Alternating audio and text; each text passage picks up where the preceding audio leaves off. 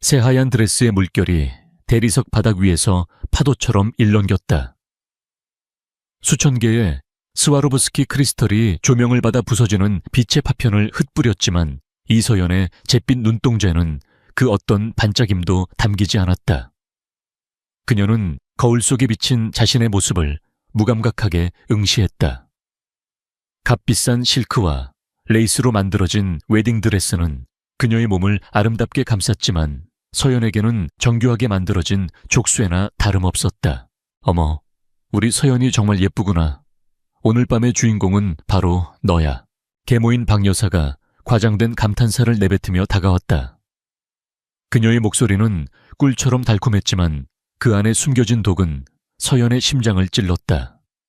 박 여사의 눈은 서연의 머리부터 발끝까지 훑으며 마치 가축의 등급을 매기는 듯한 만족감을 드러냈다. 서연이 입은 이 드레스, 이 결혼식장, 그리고 앞으로 이어질 그녀의 불행은 모두 기울어가는 가문을 살리기 위한 재물이었다. 유라야, 네 동생 좀 보렴. 송 회장님, 댁 도련님이 보면 한눈에 반하겠어. 박 여사의 말이 끝나기 무섭게 이복 언니인 김유라가 비웃음이 섞인 미소를 지으며 다가왔다.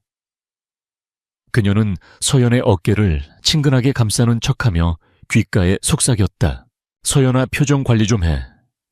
네가 지금 어떤 표정을 짓고 있는지 알아. 마치 도살장에 끌려가는 소 같잖아. 네 덕분에 우리 회사가 살아나고 네 동생 수술비도 해결되는데 이 정도는 감수해야지. 안 그래, 동생? 그 한마디가 서연의 무너져 내리던 결심을 다시금 붙잡았다. 5년 전 부모님의 재혼으로 한 가족이 된 이들은 서연에게 단 한 번도 따뜻한 적이 없었다. 아버지가 돌아가신 후 박 여사와 김유라의 냉대는 노골적인 학대로 변했다. 그리고 지금 그들은 서연의 마지막 희망인 친동생 서준의 목숨을 담보로 이 끔찍한 거래를 성사시켰다. 심장병을 앓고 있는 서준에게는 당장 수술이 필요했다. 수술비는 천문학적인 액수였고 서연이 감당할 수 있는 수준이 아니었다. 박 여사는 해결책을 제시했다. 부도 직전인 자신들의 회사를 살리기 위해 송 회장의 망나니 아들과 정략 결혼을 하라는 것. 결혼만 성사되면 처갓집이 될 회사에 대한 지원은 물론 서준의 수술비까지 해결해 주겠다는 달콤한 제안이었다. 서연은 선택의 여지가 없었다. 그녀는 이 결혼을 받아들였다. 하지만 모든 것을 순순히 내어줄 생각은 없었다. 그녀는 자신만의 계획을 세웠다.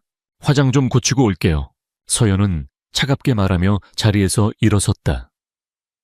그녀의 싸늘한 태도에 유라의 미간이 살짝 찌푸려졌지만 곧 결혼식을 망칠 리는 없다고 판단했는지 어깨를 으쓱하며 물러섰다.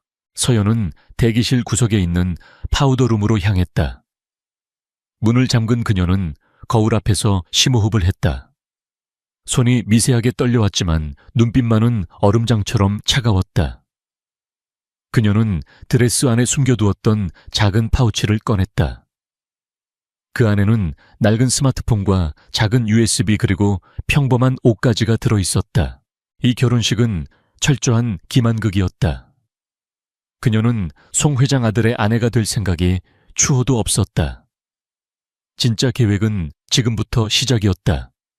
서연은 그녀에게 연락하기 위해 낡은 스마트폰의 전원을 켰다. 그녀는 뒷세계의 브로커로 돈만 주면 어떤 은밀한 거래든 성사시켜주는 인물이었다. 준비는 끝났어. 대저, 오늘 밤 10시 강남 로열 크라운 호텔 스위트룸 77-4호. 약속한 금액은 일이 끝나자마자 내 동생 병원 계좌로 입금될 거야. 명심의 상대는 절대 얼굴을 봐서는 안 돼. 그게 조건이야. 문자를 확인한 서연의 심장이 세차게 뛰기 시작했다. 두려움 때문이 아니었다. 지옥 같은 현실에서 탈출할 수 있다는 희미한 희망 때문이었다. 그녀는 자신의 하룻밤을 팔기로 했다. 정략 결혼 상대가 아닌 얼굴도 모르는 익명의 남자에게. 그 대가로 받는 돈은 서준의 수술비와 그녀가 한국을 떠나 새로운 삶을 시작할 최소한의 자금이었다. 서연은 재빨리 웨딩드레스를 벗어던지고 미리 준비해둔 평범한 청바지와 티셔츠로 갈아입었다. 수천만 원을 호가하는 드레스가 바닥에 구겨졌지만 미련은 없었다. 그녀는 마지막으로 거울 속 자신을 보았다. 화려한 신부 화장을 지우지 못해 얼굴만 동동 떠 보였지만 더 이상 순종적인 인형의 모습은 아니었다. 대기실 뒷문은 직원용 통로와 연결되어 있었다. 서연은 고양이처럼 소리 없이 복도를 빠져나와 비상계단을 통해 건물 밖으로 나갔다. 화려한 결혼식장의 불빛을 등진 채 그녀는 어둠 속으로 몸을 숨겼다. 미리 불러둔 택시가 약속된 장소에서 그녀를 기다리고 있었다. 로열 크라운 호텔로 가주세요. 차가운 도시의 밤 공기가 그녀의 뺨을 스쳤다. 창밖으로 빠르게 스쳐 지나가는 서울의 야경이 비현실적으로 느껴졌다. 몇 시간 전까지만 해도 그녀는 세상에서 가장 화려한 신부였지만 지금은 모든 것을 버리고 도망치는 도망자 신세였다. 눈물이 핑 돌았지만 서연은 입술을 깨물며 참아냈다. 울기에는 아직 일렀다. 로열 크라운 호텔의 스위트룸 8754호는 숨막힐 듯한 침묵과 어둠에 잠겨 있었다. 서연은 약속대로 창가에 작은 스탠드 조명 하나만 켠 채 소파에 앉아 기다렸다. 방 안은 최고급 가구와 장식으로 꾸며져 있었지만 그녀의 눈에는 들어오지 않았다. 오직 똑딱거리는 시계 소리만이 그녀의 불안한 심장 박동과 함께 공간을 채웠다. 약속된 10시가 되자 철컥하는 소리와 함께 현관문이 열렸다. 서연은 저도 모르게 몸을 움츠렸다. 어둠 속에서 거대한 실루엣이 나타났다. 남자는 185cm나 되는 좋게 넘어 보이는 큰 키에 완벽한 비율의 몸을 가지고 있었다. 최고급 원단으로 만들어진 검은색 정장은 그의 몸에 딱 맞게 떨어져 권위적인 분위기를 풍겼다. 남자는 아무 말 없이 방 안으로 들어와 서연의 맞은편 소파에 앉았다. 어둠 때문에 그의 얼굴은 전혀 보이지 않았다.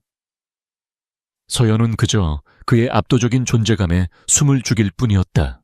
아시아제, 낮고 차가운 목소리가 정적을 깼다. 그 목소리에는 어떤 감정도 실려 있지 않았다.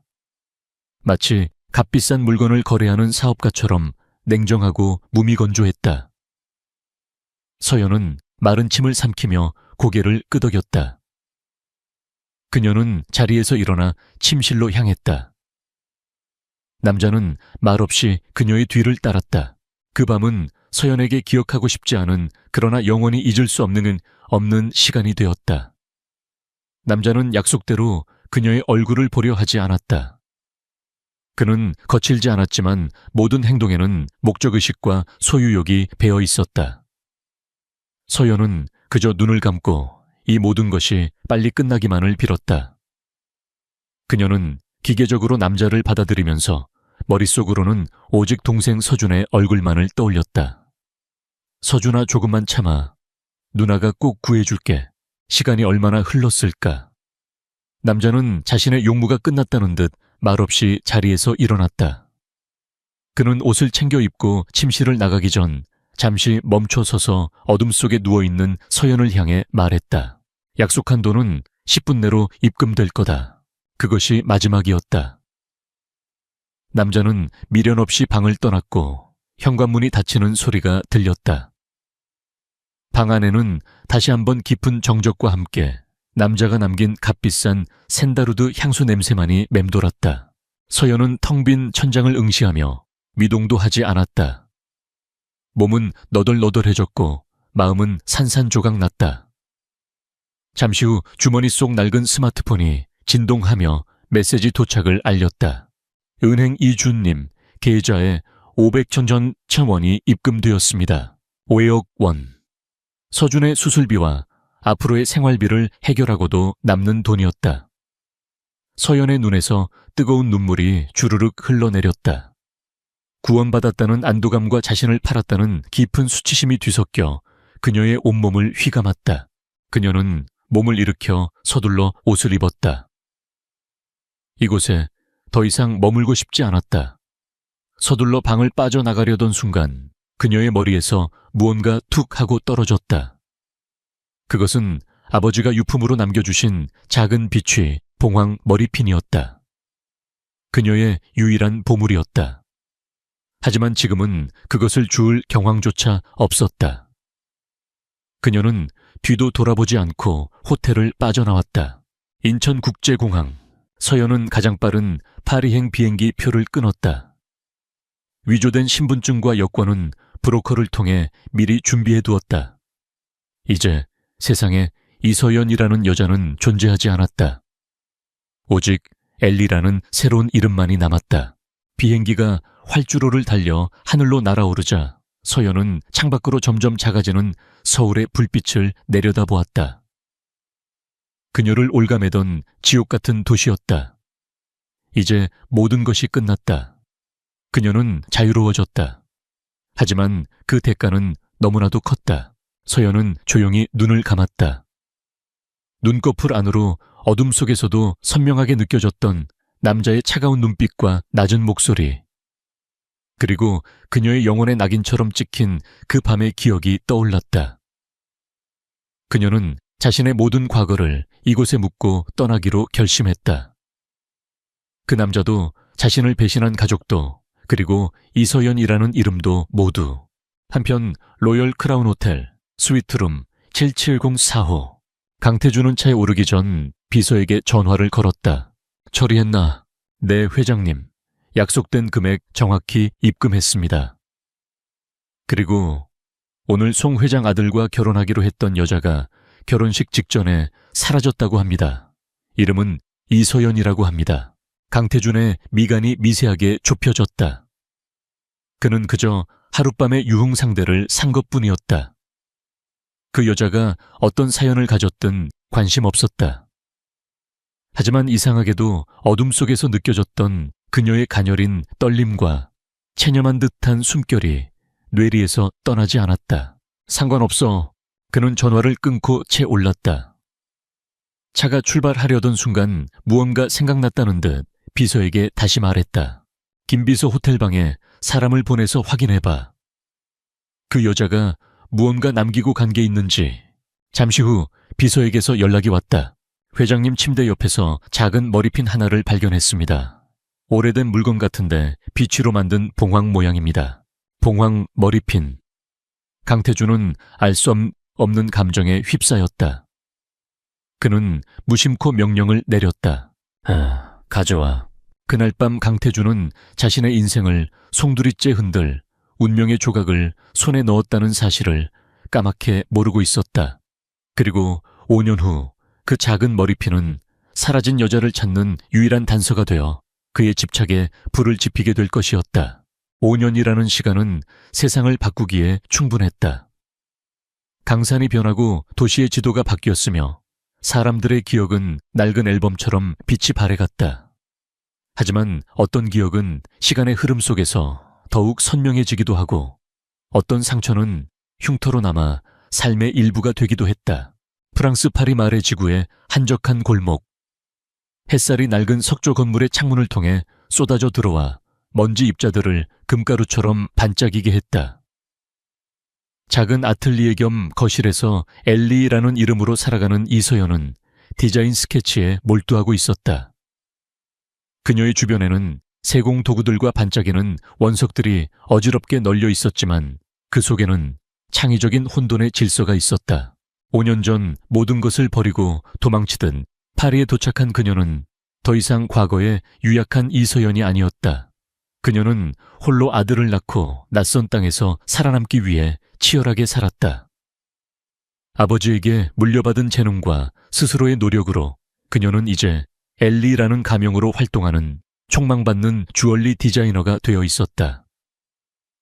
그녀의 작품은 신비롭고 독창적인 디자인으로 유럽 사교계에서 조용히 명성을 얻고 있었지만 그 누구도 엘리의 진짜 얼굴이나 정체를 알지 못했다. 그녀는 철저히 자신을 숨겼다. 엄마, 이거 봐, 내가 만든 비행기야. 5살 배기 아들 이민준이 제 키만 한 종이 비행기를 들고 그녀에게 달려왔다. 민준이는 서연의 삶의 이유이자 전부였다. 아이는 서연의 부드러운 이목구비를 닮았지만 어딘가 모르게 날카로운 턱선과 깊은 눈매는 5년 전 그 밤의 남자를 떠올리게 했다. 서연은 애써 그 생각을 지우며 아들을 품에 안았다. 와, 우리 민준이 정말 잘 만들었네. 하늘까지 날아가겠는데 그럼 이 다음에 커서 진짜 비행기 조종사가 될 거야. 그래서 엄마 태우고 전 세계를 여행할 거야. 아이의 천진난만한 웃음에 서연의 입에도 따뜻한 미소가 번졌다. 하지만 그 미소 뒤에는 누구에게도 말할 수 없는 불안감이 짙게 깔려 있었다. 그녀는 민준이 아빠에 대해 물을 때마다 가슴이 철렁 내려앉았다. 아빠는 아주 먼 곳에 있는 별이 되었단다 라는 거짓말을 언제까지 할 수 있을지 알 수 없었다. 그때 작업용 태블릿이 울리며 영상통화가 걸려왔다. 그녀의 에이전트인 소피였다. 엘리, 내 말 듣고 놀라지 마. 드디어 해냈어. 화면 너머의 소피는 흥분을 감추지 못했다. 무슨 일이야, 소피. 세계 최고의 기업 중 하나인 JK그룹에서 주최하는 국제 주얼리 디자인. 공모전 너의 참가 신청서가 통과됐어. 최종 결선은 한 달 뒤 서울에서 열릴 거야. 이건 네 커리어에 엄청난 기회가 될 거라고. 서울. 그 단어를 듣는 순간 서연의 얼굴에서 미소가 사라지고 온몸이 차갑게 굳었다. 그녀가 필사적으로 도망쳐온 도시, 그녀의 악몽이 시작된 곳. 소피, 그건 곤란해. 다른 기회를 알아보는 게 좋겠어. 뭐 엘리 제정신이야. 이게 어떤 기회인데. 대상 상금도 어마어마하지만 중요한 건 JK그룹의 후원을 받게 된다는 거야. 너의 브랜드를 전 세계에 알릴 절호의 기회라고. 왜 안 된다는 건데. 서연은 차마 이유를 설명할 수 없었다. 5년 동안 그녀는 한국과 관련된 모든 뉴스를 외면하며 살아왔다. 하지만 JK그룹이라는 이름은 그녀도 들어본 적이 있었다. 한국 경제를 좌지우지하는 거대 기업. 그리고 그곳의 총수는 서연은 떨리는 손으로 검색창에 JK그룹 회장을 입력했다. 화면에 떠오른 한 남자의 사진. 얼음처럼 차가운 눈빛 조각처럼 날카로운 콧날과 턱선 세상을 다 가진 듯한 오만한 표정. 강태준. 5년이라는 시간이 흘렀지만 그의 얼굴은 더욱 깊고 서늘한 카리스마를 내뿜고 있었다. 심장이 바닥으로 곤두박질 치는 것 같았다. 서연은 그저 뒷세계 브로커를 통해 만난 익명의 부자라고만 생각했다. 그가 대한민국을 움직이는 JK그룹의 총수일 줄은 꿈에도 몰랐다. 그리고 민준이의 얼굴에 겹쳐 보이는 그의 모습. 모든 퍼즐 조각이 섬뜩하게 맞춰지는 순간이었다. 안 돼. 절대로 돌아갈 수 없어. 하지만 소피는 완강했다. 이미 계약서에 서명을 했고 불참 시 막대한 위약금을 물어야 한다는 것. 무엇보다 이 기회를 놓치면 디자이너 엘리의 미래는 불투명해질 것이라고 압박했다. 서연은 진퇴양난에 빠졌다. 그녀의 성공은 아들 민준에게 더 나은 삶을 보장해줄 유일한 길이었다. 결국 그녀는 눈을 질끈 감았다. 알겠어, 갈게. 결정을 내리는 순간 지옥의 문을 제 발로 열고 들어가는 기분이었다. 같은 시각 대한민국 서울 JK그룹 본사. 도시의 스카이라인이 발 아래 펼쳐진 최고층 회장실은 숨막히는 정적에 휩싸여 있었다. 방의 주인인 강태준은 거대한 통유리창 앞에 서서 싸늘한 눈으로 도시를 내려다보고 있었다. 5년 전보다 그는 더욱 냉혹하고 강력해져 있었다. 그의 손짓 하나에 기업의 운명이 바뀌고 그의 말 한마디에 시장이 요동쳤다. 세상 모든 것을 가진 남자였지만 그의 눈은 언제나 공허했다. 듬드덕덕. 조심스러운 노크 소리와 함께 김 비서가 안으로 들어왔다. 회장님 요청하신 보고서입니다. 태준은 돌아보지 않은 채 말했다. 그것 말고 그 일은 어떻게 되어가나. 김 비서는 잠시 머뭇거렸다. 그 일은 지난 5년간 회장실의 절대적인 금기어이자 가장 중요한 현안이었다. 5년 전 하룻밤을 보낸 뒤 흔적도 없이 사라진 여자 이서연을 찾는 일. 아직 특별한 진전이 없습니다. 5년 전 출국 기록을 마지막으로 국내외 어디에서도 흔적을 찾을 수 없었습니다. 가족들은 파산 후 뿔뿔이 흩어졌고 심장 수술을 받았던 남동생 이서준. 역시 해외로 이주한 뒤 행방이 묘연합니다. 마치 처음부터 존재하지 않았던 사람 같습니다. 태준의 미간에 깊은 주름이 패였다. 그의 손에는 어느새 익숙한 물건이 들려 있었다. 낡은 비취, 봉황 머리핀. 5년간 그가 단 하루도 손에서 놓지 않았던 유일한 단서였다. 그는 아직도 그 밤을 기억했다. 돈으로 산 하룻밤, 그 이상도 이하도 아니었다. 하지만 어둠 속에서 느껴졌던 그녀의 가녀린 떨림 모든 것을 체념한 듯한 슬픈 숨결, 그리고 자신도 모르게 그녀의 눈물 한 방울을 닦아주었던 순간, 그 모든 것이 그의 마음에 지워지지 않는 얼룩으로 남았다. 그녀는 그에게서 돈을 받고 사라진 수많은 여자 중 한 명이 아니었다. 강태준의 인생에서 유일하게 그의 통제를 벗어난 존재였다. 그래서 그는 미친 듯이 그녀를 찾아 헤맸다. 분노 때문인지 아니면 정체를 알 수 없는 집착 때문인지 그 자신도 알 수 없었다. 계속 찾아. 지구 끝까지 뒤져서라도 찾아내. 싸늘한 명령에 김 비서는 허리를 숙였다. 네, 회장님. 그리고 이번에 주최하시는 국제 주얼리 디자인 공모전 최종 후보자 명단입니다. 태준은 마지못해 서류를 받아들었다. 그에게 이 공모전은 잠시나마 집착에서 벗어날 수 있는 유일한 탈출구였다. 그는 진짜 예술을 알아볼 수 있는 신미안을 가졌고 숨겨진 천재를 발굴하는 데서 묘한 쾌감을 느꼈다. 그의 눈이 후보자 명단을 훑다가 한 이름 앞에서 멈췄다. 엘리, 아내. 최근 유럽에서 혜성처럼 등장한 신의 디자이너라고 합니다. 철저히 베일에 쌓여 있어 업계에서도 소문만 무성합니다. 이번 공모전 최고의 다크호스로 꼽히고 있습니다. 사진은 그게 신원을 공개하지 않는 조건으로 참가해서 프로필 사진이 없습니다.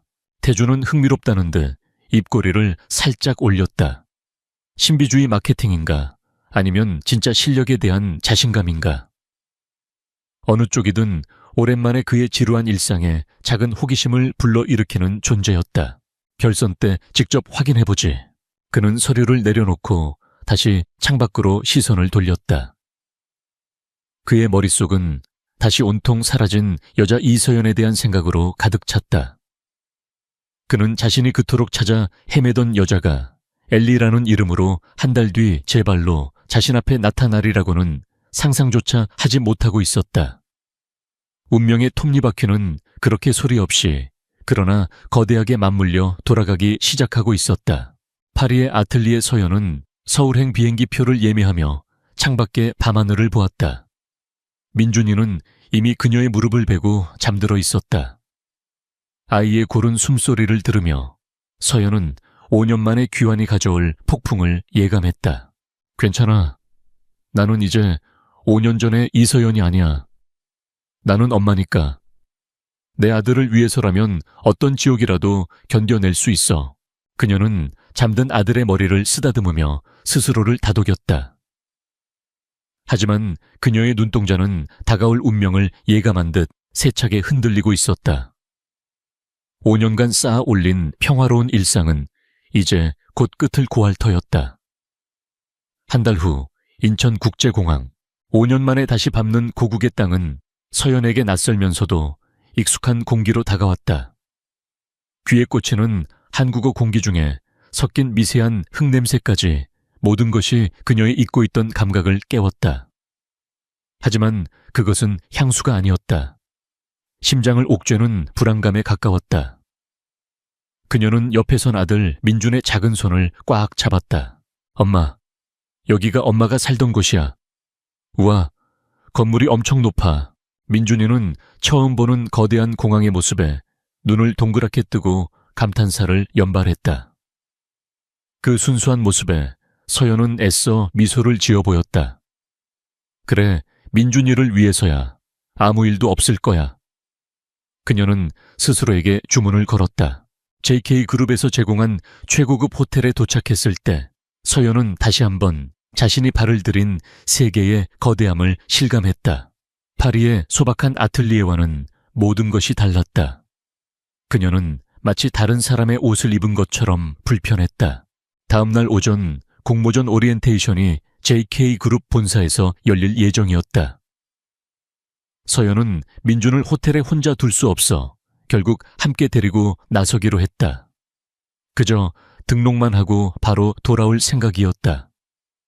그것이 돌이킬 수 없는 운명의 방아쇠를 당기는 일이 될 줄은 꿈에도 모른 채 택시에서 내린 서연은 눈앞에 펼쳐진 거대한 건물을 올려다보며 숨을 삼켰다. 강남의 중심부에 우뚝 솟은 JK타워는 유리와 강철로 이루어진 거대한 성체처럼 보였다. 강태준의 왕국. 그를 상징하는 저 건물에 제 발로 걸어 들어가야 한다는 사실이 그녀를 짓눌렀다. 엄마 빨리 들어가 봐. 꼭대기가 구름에 닿겠어. 민준이가 그녀의 손을 잡아 끌었다. 서연은 깊게 심호흡을 한 뒤 아들의 손을 잡고 건물 안으로 들어섰다. 높은 천장과 광활한 로비는 차가운 위압감을 풍겼다. 대리석 바닥은 거울처럼 반짝였고 날카로운 정장을 입은 직원들이 분주하게 오갔다. 서연은 파리에서 공수해온 세련되지만 눈에 띄지 않는 복장을 하고 최대한 몸을 낮췄다. 이 거대한 공간 속에서 그녀와 민주는 마치 작은 섬처럼 이질적이었다. 오리엔테이션이 열리는 40층으로 가기 위해 엘리베이터 앞에 섰다. 띵 하는 소리와 함께 문이 열리고 서연은 민준을 데리고 안으로 들어섰다. 문이 닫히려는 찰나 강한 힘이 문을 막아섰다. 잠깐만요. 그리고 시간이 멈췄다. 익숙한 샌다루드 향이 좁은 공간을 가득 메웠다.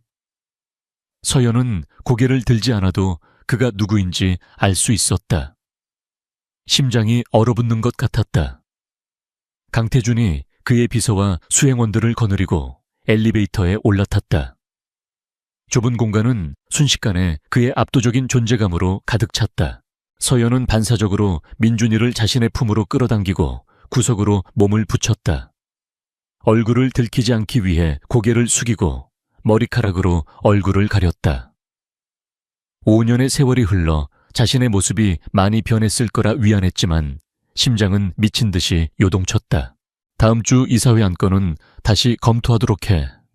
M&A 건은 내가 직접 챙길 테니 관련 부서에 준비 지시하고. 강태준의 낮고 차가운 목소리가 엘리베이터 안을 울렸다. 5년 전 그날 밤 어둠 속에서 들었던 목소리와 똑같았다. 서연은 숨조차 제대로 쉴 수 없었다. 그는 옆에 선 다른 사람들에게는 전혀 관심이 없는 듯 했다. 그저 일 얘기만 할 뿐이었다. 서연은 제발 이 시간이 빨리 지나가기만을 빌었다. 바로 그때 모든 것을 깨뜨리는 목소리가 들렸다. 엄마 버튼이 엄청 많아. 내가 하나 눌러봐도 돼. 호기심 가득한 민준이의 맑은 목소리였다.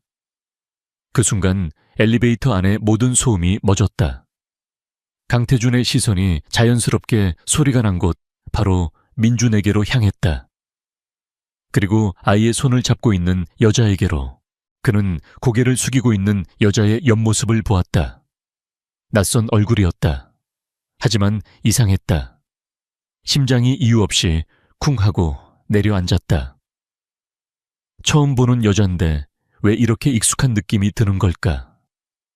그녀에게서 느껴지는 분위기 가녀린 어깨선, 머리카락 사이로 언뜻 보이는 하얀 목덜미. 모든 것이 그의 잠재의식 속 무언가를 거칠게 흔들었다. 서연은 온몸에 피가 빠져나가는 기분이었다. 그녀는 다급히 민준이의 입을 막으며 속삭였다. 쉿 조용히 해야 해 민준아. 그리고 고개를 숙인 채 작은 목소리로 중얼거렸다. 죄송합니다. 그 목소리. 강태준의 눈이 칼날처럼 날카로워졌다. 그는 업무 보고를 하던 김 비서의 말을 자르고 여자를 뚫어지게 쳐다봤다. 그는 여자의 얼굴을 제대로 보고 싶었다. 고개 좀 들어보시죠. 그의 명령에 서연의 어깨가 파르르 떨렸다. 절체절명의 순간 구원처럼 엘리베이터가 띵 소리를 내며 40층에 멈춰 섰다. 가자 민준아. 서연은 뒤도 돌아보지 않고 아이의 손을 끌어당겨 엘리베이터 밖으로 뛰쳐나갔다. 마치 맹수에게서 도망치는 초식동물처럼 필사적이었다. 강태준은 멍하니 그녀가 사라진 방향을 응시했다. 공포에 질려 도망치는 그 뒷모습이 그의 뇌리에 깊게 박혔다. 무언가 잘못되었다. 아주 중요한 무언가를 놓친 기분이었다. 김비서, 그가 굳은 목소리로 불렀다. 방금 저 여자 누구지? 아마 이번 공모전 참가자인 것 같습니다. 확인해 보겠습니다. 알아봐. 이름, 국적, 경력, 모든 걸 알아내. 그의 목소리에는 자신도 모르는 초조함이 묻어 있었다. 그는 엘리베이터 문이 닫히고 다시 올라가는 동안 내내 방금 전의 여자를 생각했다. 그녀의 떨리던 목소리, 그리고 어렴풋이 스쳐 지나간 그녀에게서 나던 희미한 비누 향기. 왜 그 모든 것이 5년 전 그 밤을 떠올리게 하는 걸까? 한편 오리엔테이션 홀에 도착한 서연은 벽에 기댄 채 가쁜 숨을 몰아쉬었다. 다리가 후들거려 제대로 서 있기조차 힘들었다. 심장이 갈비뼈를 부술듯이 뛰었다. 엄마, 왜 그래? 어디 아파? 민준이가 걱정스러운 얼굴로 그녀를 올려다보았다. 서연은 그제야 정신을 차리고 아이를 보며 억지 미소를 지었다. 아니야, 괜찮아. 그냥 조금 피곤해서 그래. 그녀는 아이를 안심시키며 주위를 둘러보았다. 아직 이른 시간이라 홀은 텅 비어 있었다. 그 짧은 순간의 만남이 그녀의 5년간의 평화를 송두리째 흔들어 놓았다. 그는 그녀를 알아보지 못했다. 하지만 그의 눈빛은 분명 무언가를 의심하고 있었다. 서연은 깨달았다. 이번 귀국은 단순한 커리어를 위한 도전이 아니었다. 그것은 불길 속으로 뛰어드는 것과 같았다. 그녀는 이제 아슬아슬한 외줄 위를 걷고 있었다. 한 번의 실수로 모든 것이 무너져 내릴 수 있는 위험한 줄타기. 그녀는 민준이의 얼굴을 내려다보았다. 강태준을 꼭 닮은 그 아이의 얼굴을. 그녀의 비밀이자 그녀의 가장 소중한 보물. 그녀는 무슨 일이 있어도 아들을 지켜내야 했다. 설령 그 상대가 대한민국에서 가장 강력한 남자 강태준이라고 할지라도 폭풍은 이제 막 시작되고 있었다. 강태준은 자신의 집무실 책상에 놓인 서류를 뚫어져라 쳐다보고 있었다. 김비서가 가져온 엘리라는 디자이너에 대한 신상 정보였다. 이름 엘리, 리 엘리 리. 국적 프랑스 한국계, 나이 28세. 직업 주얼리 디자이너. 서류상의 기록은 완벽했다. 프랑스에서 태어나고 자랐으며 명문 디자인 스쿨을 졸업한 재원. 하지만 태준은 이것이 전부가 아니라고 직감했다. 기록이 너무나도 깨끗했다. 마치 누군가 의도적으로 만들어낸 것처럼. 그의 뇌리에서는 엘리베이터에서 마주쳤을 때 공포에 질려 도망치던 그녀의 모습과 그를 향한 의심을 품게 했던 그녀의 목소리가 떠나지 않았다. 그리고 그녀가 품에 안고 있던 아이, 이걸로는 부족해. 태준은 서류를 옆으로 밀어내며 개인 비선팀장에게 전화를 걸었다. JK그룹의 공식적인 라인이 아닌 오직 그만을 위해 움직이는 그림자 부대였다. 엘리 리라는 여자에 대해 다시 조사해. 출생 기록, 병원, 기록, 학창시절, 친구 관계까지 사소한 것 하나도 놓치지 말고 전부. 프랑스에 직접 사람을 보내 수화기 너머에서 간결한 대답이 돌아왔다. 태준은 전화를 끊고 다시 그녀의 프로필 사진을 보았다. 사진 속 그녀는 시크하고 도회적인 분위기를 풍겼지만 그의 예리한 눈은 그 너머에 숨겨진 깊은 슬픔과 경계심을 읽어냈다. 이 여자 무언가 거대한 비밀을 품고 있다. 그 비밀이 무엇인지 밝혀내고야 말겠다는 정보격이 그의 안에서 불타올랐다. 며칠 후 JK그룹이 주최하는 공모전 결선 진출자들을 위한 환영 리셉션이 열렸다. 서울 시내가 한눈에 내려다 보이는 JK 아트 갤러리에서 열린 파티는 화려함의 극치였다. 서연은 믿을 만한 베이비시터에게 민준을 맡기고 파티에 참석했다. 엘리로서의 완벽한 모습을 보여주기 위해 그녀는 불안감을 감추고 우아한 블랙 드레스를 입었다. 그녀는 조용히 샴페인 잔을 든 채 사람들과 거리를 두며 작품들을 감상했다. 하지만 그녀가 어디에 있든 사람들의 시선이 그녀에게 쏠리는 것을 느낄 수 있었다. 베일에 쌓인 천재 디자이너 엘리는 이번 파티의 가장 큰 관심사였다. 그리고 그 시선들 중에는 갤러리 2층 난간에서 그녀를 지켜보는 강태준의 눈빛도 있었다. 그는 멀리서 그녀의 모든 행동을 관찰했다. 그녀는 다른 사람들처럼 아첨하거나 관계를 맺기 위해 애쓰지 않았다. 그저 조용히 자신의 자리를 지켰지만 그녀에게서는 숨길 수 없는 기쁨과 자신감이 흘러나왔다. 태주는 자신도 모르게 그녀에게 점점 더 끌리는 것을 느꼈다. 저 여자를 더 알고 싶다. 저 가면 뒤에 진짜 얼굴을 보고 싶다. 바로 그때 태준의 시야에 다른 인물이 들어왔다. 화려한 드레스를 입고 필사적으로 상류층 인사들과 인맥을 쌓으려는 여자. 김유라였다. 아버지의 회사를 물려받았지만 경영 능력 부족으로 회사는 다시 위기에 처해 있었다. 그녀는 JK그룹과의 파트너십에 사활을 걸고 있었고 어떻게든 강태준에게 접근하기 위해 이 파티에 참석한 것이었다. 김유라의 눈이 하이에나처럼 먹잇감을 찾아 헤매다가 한 곳에 멈춰 섰다. 그녀의 눈이 믿을 수 없다는 듯이 커졌다. 저 여자, 아무리 세련되게 변했어도 알아볼 수 있었다. 5년 전 온 가족에게 치욕을 안기고 사라졌던 이서연. 김유라의 얼굴에서 핏기가 가셨다. 충격은 이내 들끓는 분노로 변했다. 감히 저 기생충 같은 게 어떻게 이런 자리에, 그것도 저렇게 당당한 모습으로. 만약 이서연의 과거가 알려진다면 송 회장 집안과의 관계는 물론이고 JK그룹과의 계약도 물 건너갈 것이 뻔했다. 김유라는 분노에 떨며 주변을 살핀 뒤 서연에게 다가갔다. 그녀는 서연의 팔을 거칠게 잡아 끌어 사람들이 없는 테라스로 향했다. 이서연, 네가 감히 여길 와. 김유라는 뱀처럼 씩씩거리며 말했다. 5년 만에 만난 동생에게 던진 첫 마디는 증오로 가득 차 있었다.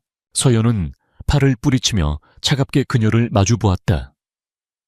심장은 불안하게 뛰었지만 더 이상 예전처럼 당하고만 있지는 않을 터였다. 내 이름은 엘리야. 그리고 여긴 내가 오면 안 되는 곳이었나. 웃기지 마. 너 같은 건 이런 자리에 올 자격 없어. 당장 사라져. 내 눈앞에서. 그리고 한국에서 당장 꺼지라고.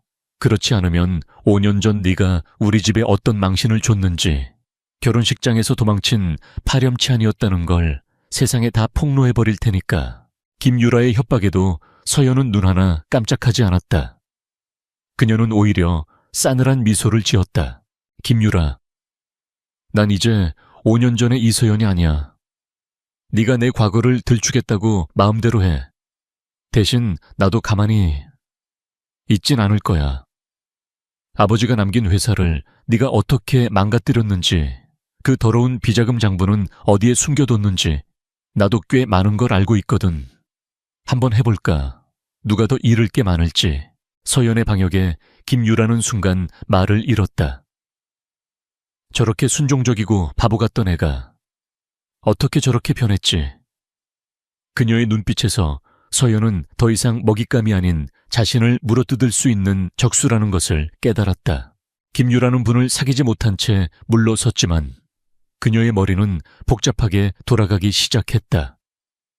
이서연을 이대로 둘 수는 없었다. 어떻게든 짓밟아서 다시는 기어오르지 못하게 만들어야 했다. 파티가 끝나고 김유라는 주차장에서 차를 기다리던 서연을 몰래 지켜봤다. 잠시 후 베이비시터가 한 남자아이의 손을 잡고 나타나 서연에게 인계했다. 서연은 아이를 보자마자 따뜻하게 끌어안으며 미소를 지었다. 김유라는 멀리서 그 아이의 얼굴을 보았다. 그리고 온몸이 굳었다. 아이가 너무나도 익숙했다. 누구를 닮았는지 단번에 특정할 수는 없었지만 그 귀티 나는 모습과 또렷한 이목구비는 평범한 아이의 것이 아니었다. 나이가 많아봐야 5살, 5년, 설마 김유라의 머릿속에 번개처럼 하나의 가설이 스쳐 지나갔다. 그리고 그녀의 입가에 소름 끼치는 미소가 떠올랐다. 그래, 이거였어. 이서연의 가장 치명적인 약점. 한편 2층에서 모든 것을 지켜보던 강태준은 김 비서에게 물었다. 저 두 사람 아는 사이인가? 김유라 이사는 과거 송 회장 집안과 사돈을 맺을 뻔했던 적이 있습니다. 그리고 엘리라는 디자이너는 현재로서는 별다른 접점이 없습니다. 더 알아보겠습니다. 태준은 고개를 끄덕였다. 김유라와 엘리. 두 사람 사이에 흐르던 험악한 기류. 엘리라는 여자를 둘러싼 미스터리가 점점 더 깊어지고 있었다. 그날 밤 자신의 차 안에서 김유라는 사설 탐정에게 전화를 걸었다. 사람 하나만 뒷조사해줘요.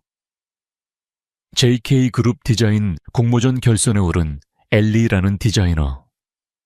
그리고 그 여자가 데리고 다니는 남자아이에 대해서요. 아주 샅샅이. 특히 그 아이 아버지가 누군지 반드시 알아내줘요. 전화를 끊은 김유라는 승리의 미소를 지었다. 이서연, 네가 감히 나를 협박해. 네가 가장 소중하게 지키고 있는 그것으로 내가 널 어떻게 처참하게 무너뜨리는지 똑똑히 지켜봐. 폭풍의 눈은 서서히 그러나 확실하게 서연과 그녀의 아들 민준을 향해 다가오고 있었다. 김유라의 사설 탐정은 유능했다. 며칠 만에 엘리 리, 즉 이서연과 그녀의 아들 이민준에 대한 기본적인 보고서가 올라왔다. 보고서 내용은 충격적이었다. 이민준은 이서연이 한국을 떠난 지 약 10개월 후에 파리에서 태어났다. 아버지는 미상으로 기록되어 있었다. 김유라는 보고서를 보며 승리의 미소를 지었다. 그녀의 추측이 맞았다. 저 아이는 5년 전 이서연이 결혼식장에서 도망친 그 무렵에 생긴 아임이 틀림없었다. 아버지가 누군지는 알 수 없었지만 그 사실만으로도 이서연을 사회적으로 매장시키기에는 충분했다. 결혼을 앞두고 다른 남자의 아이를 임신한 채 도망친 여자. 이보다 더 자극적인 스캔들은 없었다. 탐정은 추가로 민준에게 특정 견과류에 대한 심각한 알레르기가 있다는 사실까지 알아냈다. 김유라의 머릿속에 더욱 악랄한 계획이 떠올랐다. 그녀는 이서연을 단순한 스캔들 메이커가 아닌 아들조차 제대로 돌보지 않는 부적격한 엄마로 만들기로 결심했다. 한편 강태준의 비선팀 역시 결정적인 단서를 찾아냈다. 5년 전 서연과의 만남을 주선했던 뒷세계 브로커의 신원을 확보한 것이다. 팀은 브로커를 압박해 모든 진실을 알아냈다. 돈 때문에 절박했던 여자 동생의 수술비를 위해 자신을 팔아야만 했던 여자 이서연. 회장님, 5년 전 그 여성은 이서연이 맞습니다. 송 회장 집안과의 정략 결혼을 피해 도망쳤고 그 직후 파리로 출국했습니다. 그리고 파리에서 아들을 출산했습니다. 올해 5살입니다. 보고를 받는 강태준의 표정은 얼음처럼 굳어 있었다. 5살. 시간상으로 정확히 일치했다. 그의 팀은 이미 파리의 병원에서 민준의 출생 기록과 함께 호텔에서 몰래 확보한 민준의 칫솔로 DNA 검사를 의뢰한 상태였다. 결과는 곧 나올 터였다. 강태준은 주먹을 불끈 쥐었다. 만약 그 아이가 정말 자신의 아이라면 그는 감히 다음을 상상할 수 없었다. 자신을 속이고 5년 동안 아들의 존재를 숨긴 여자를 결코 용서할 수 없었다. 운명의 날은 공모전 주최 측에서 마련한 패밀리데이 행사에서 밝았다. JK그룹 소유의 테마파크에서 열린 이 행사에 서연은 민준의 손을 잡고 참석했다. 한국에 온 이후로 제대로 놀아주지 못한 것이 마음에 걸렸기 때문이다. 김유라는 바로 이날을 노렸다.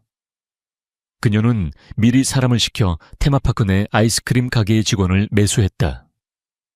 민준이 좋아하는 초콜릿 아이스크림의 토핑에 그의 알레르기를 유발하는 견과류 가루를 아주 미세하게 섞어두도록 지시했다. 서연은 잠시나마 모든 걱정을 잊고 아들과의 시간을 즐기려 애썼다. 민준이는 신나서 여기저기 뛰어다녔고 아이스크림을 사달라고 졸랐다. 서연은 늘 그랬듯 직원에게 성분을 꼼꼼히 물었다. 매수된 직원은 천연덕스럽게 견과류는 전혀 들어가지 않는다고 거짓말을 했다. 엄마 최고야. 민준이는 아이스크림을 받아들고 행복하게 웃었다. 그 모습을 보며 서연도 잠시 마음을 놓았다. 그러나 비극은 순식간에 찾아왔다. 아이스크림을 반쯤 먹었을 때 민준이가 갑자기 목을 움켜쥐며 거친 숨을 몰아쉬기 시작했다. 민준아, 왜 그래? 정신 차려. 아이의 얼굴이 파랗게 질리고 온몸에 붉은 반점이 돋아났다. 아나필락시스 쇼크. 서연의 눈앞이 하얘졌다. 도와주세요. 누가 구급차 좀 불러주세요. 서연의 절규에 주변이 순식간에 아수라장이 되었다. 멀리서 이 광경을 지켜보던 김유라의 입가에 잔인한 미소가 걸렸다. 같은 시각 강태준은 집무실에서 긴급 보고를 받았다. 회장님 테마파크에서 엘리 리 씨의 아들이 알레르기 쇼크로 쓰러져 현재 JK 메디컬 센터로 이송 중이라고 합니다. 그 보고를 받는 순간 그의 휴대폰이 울렸다. DNA 검사 결과를 알리는 문자였다. 친자 관계 확률 99.99%. 세상이 무너지는 듯한 충격이 태준을 덮쳤다. 그는 자리에서 벌떡 일어나 병원으로 향했다.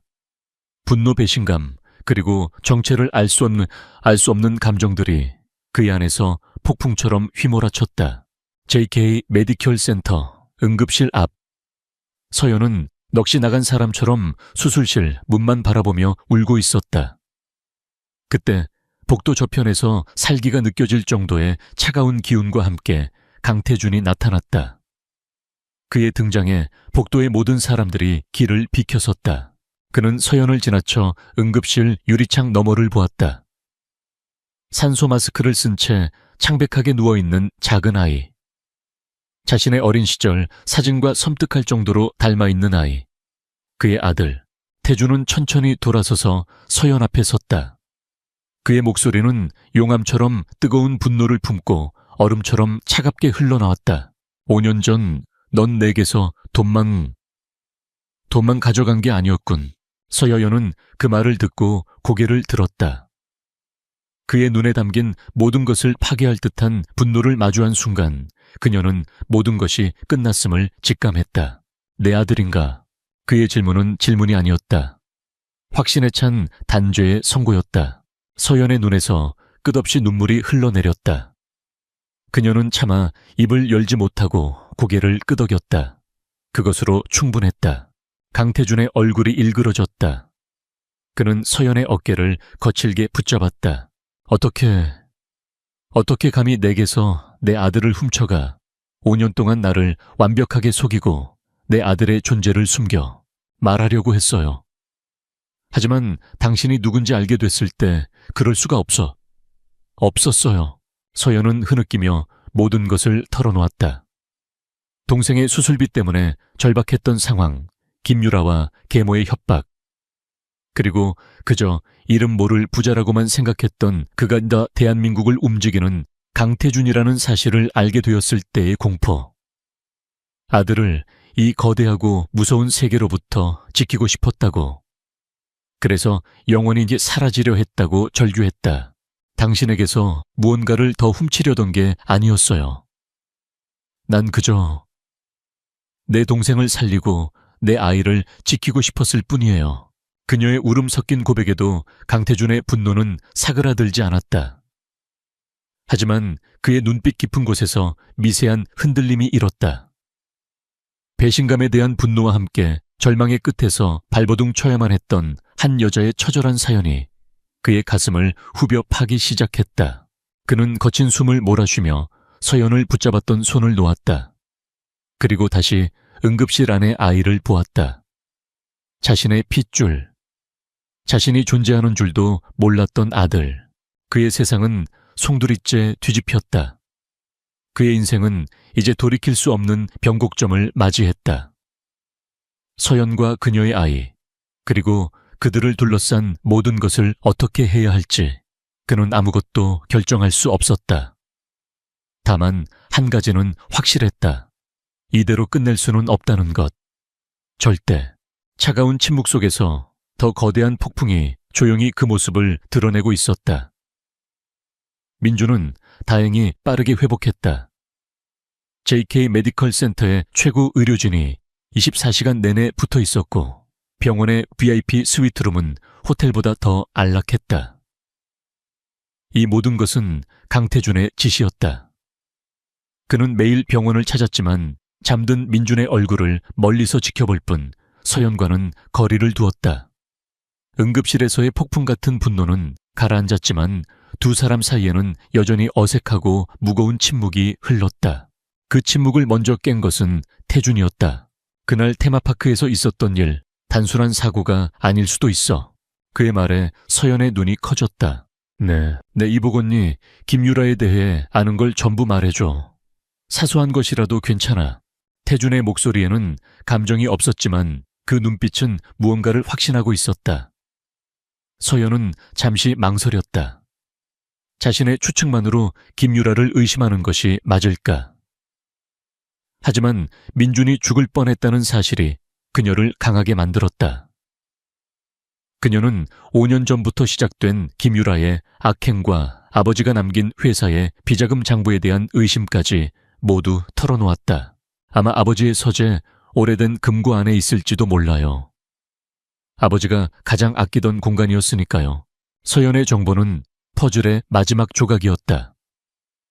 태준은 그 말을 듣고 조용히 고개를 끄덕였다. 그날 이후 거대한 기계의 톱니바퀴가 움직이기 시작했다. 강태준의 비선팀은 전쟁 기계처럼 움직였다. 그들은 하루 만에 테마파크 직원을 찾아내 압박했고 직원은 김유라의 지시였음을 술술 불어놓았다. 그 증언을 확보한 즉시 태준은 검찰 내 자신의 라인을 움직였다. 김유라의 회사에 대한 전격적인 압수수색 영장이 발부되었다. 검사들이 들이닥쳤을 때 김유라는 자신의 사무실에서 이서연을 어떻게 처리할지에 대한 계획을 세우고 있었다. 그녀는 영문도 모른 채 자신의 사무실과 아버지의 서재가 샅샅이 뒤져지는 것을 지켜봐야 했다. 그리고 서연이 말했던 바로 그 금고 안에서 이중 장부가 발견되었다. 모든 증거를 손에 넣은 태준은 김유라를 자신의 성으로 호출했다. JK 타워 최고층 회장실로. 김유라는 파트너십 논의가 드디어 성사되는 줄 알고 한껏 기대에 부풀어 그곳으로 향했다. 어서 와요, 김 이사. 강태준은 거대한 통유리창을 등지고 앉아 있었다. 그의 얼굴은 역광 때문에 잘 보이지 않아 더욱 위압적이었다. 회장님, 이렇게 불러주셔서 감사합니다. 김유라는 교태 섞인 미소를 지으며 자리에 앉았다. 태준은 서류를 검토하는 척하며 무심하게 입을 열었다. 김 이사네 회사 요즘 많이 어렵다고 들었어. 그래서 우리 JK그룹에서 긍정적으로 투자를 검토해볼까 하는데 김유라의 얼굴에 화색이 돌았다. 정말이십니까? 감사합니다, 회장님. 그런데 투자를 하려면 회사가 깨끗해야지. 태준의 목소리가 순식간에 차가워졌다. 그는 책상 위로 서류철 하나를 미끄러뜨려 보냈다. 김유라가 의아한 표정으로 서류를 펼쳐보았다. 그것은 그녀의 회사 비자금 내역과 탈세 증거들이었다. 그녀의 얼굴이 하얗게 질렸다. 이게 어떻게... 이건 시작에 불과해. 김 이사의 개인적인 비리일 뿐이지. 태준은 자리에서 일어나 그녀에게 다가왔다. 그의 거대한 그림자가 겁에 질린 김유라를 완전히 뒤덮었다. 더 재밌는 이야기가 있는데 한번 들어보겠소. 그는 리모컨 버튼을 하나 눌렀다. 스피커에서 테마파크 직원의 울음 섞인 자백이 흘러나왔다. 김유라 이사님이 시켰어요. 아이스크림에 견과류 가루를 넣으라고. 아이를 아프게 해서 엄마 자격을 박탈해야 한다고. 김유라는 숨 쉬는 것조차 잊었다. 온몸이 사시나무처럼 떨려왔다. 어떻게 아신 겁니까? 강태준은 그녀의 턱을 거칠게 붙잡아 자신을 보게 만들었다. 그의 눈에서는 지옥의 불길 같은 분노가 타오르고 있었다. 내 아들이다. 아내, 네가 죽이려고 했던 그 5살짜리 아이가 내 아들이라고. 그 한마디에 김유라의 세상이 무너져 내렸다. 이서연의 아이가 강태준의 아들이라고 그녀는 자신이 누구를 건드렸는지 깨달았다. 신을 건드린 것이다. 회 후장님, 잘못했습니다. 저는 정말 몰랐습니다. 제발 목숨만 살려주세요. 김유라는 의자에서 굴러떨어져 그의 바짓가랑이를 붙잡고 애원했다. 하지만 태준의 눈에는 일말의 동정심도 없었다. 내 목숨은 법이 알아서 하겠지. 살인미수와 수백억 대의 횡령 탈세. 죗값을 치르려면 꽤 오래 걸릴 거야. 그는 보안요원을 호출했다. 정신이 나간 채 울부짖는 김유라는 짐짝처럼 끌려나갔다. 그녀의 비명소리가 복도 끝으로 사라지자 회장실에는 다시 깊은 침묵이 찾아왔다. 태준은 텅 빈 공간에 홀로 서서 창밖의 야경을 내려다보았다. 복수는 끝났다. 하지만 마음은 조금도 개운하지 않았다. 오히려 더 큰 공허함이 밀려왔다. 그는 휴대폰을 꺼내 병실로 전화를 걸었다. 수화기 너머로 서연의 조심스러운 목소리가 들려왔다. 여보세요. 태준은 잠시 머뭇거렸다. 그리고 평생 한 번도 내본 적 없는 낯설고 어색한 목소리로 물었다. 나다. 아이는 괜찮은가? 그의 목소리에는 그 자신도 깨닫지 못한 깊은 걱정과 연약함이 묻어 있었다. 그것은 더 이상 냉혹한 기업의 총수가 아닌 한 아이의 아버지가 내는 첫 번째 목소리였다. 모든 것이 끝난 자리에서 이제 그와 서연 그리고 민준의 진짜 이야기가 시작되려 하고 있었다. 김유라와 그녀의 어머니 박 여사의 몰락은 한순간이었다. 그들의 범죄 행위는 언론에 대서특필되었고 한때 재계를 떠들썩하게 했던 집안은 사회의 지탄을 받으며 역사의 뒤양일로 사라졌다. 강태준은 그의 막강한 힘을 이용해 이 모든 소란 속에서 이서연과 이민준의 이름을 철저히 보호했다. 세상은 JK그룹의 회장이 부실 기업을 정리하고 부정부패를 척결했다고만 알 뿐 그 이면에 숨겨진 개인적인 이야기는 아무도 알지 못했다. 모든 폭풍이 지나간 후 서연과 민준은 태준이 마련해준 서울 근교의 한적한 별장에서 머물렀다. 그곳은 외부와 완벽히 차단된 그들만의 작은 성이었다. 민준은 건강을 완전히 회복했고 아이의 웃음소리가 다시 집안을 채웠다. 하지만 어른들의 시간은 더디게 흘러갔다. 태준은 매일같이 찾아왔지만 그는 여전히 서툴렀다. 그는 아들을 위해 세상에서 가장 비싼 장난감들을 사왔지만 민준이는 아빠가 사온 로봇보다 아빠와 함께 만드는 허술한 종이 상자집을 더 좋아했다. 서연은 그 모습을 보며 조용히 미소 지었다. 어느 날 저녁 민준이 잠든 후 서연과 태준은 정원이 내다보이는 테라스에 마주 앉았다. 오랫동안 두 사람을 짓누르던 침묵을 깬 것은 태준이었다. 미안했다. 그의 갑작스러운 사과에 서연이 고개를 들었다. 그날 병원에서 널 몰아세웠던 거. 그리고 진실을 더 빨리 알아보지 못했던 것도. 그는 처음으로 그녀 앞에서 자신의 나약함을 인정했다.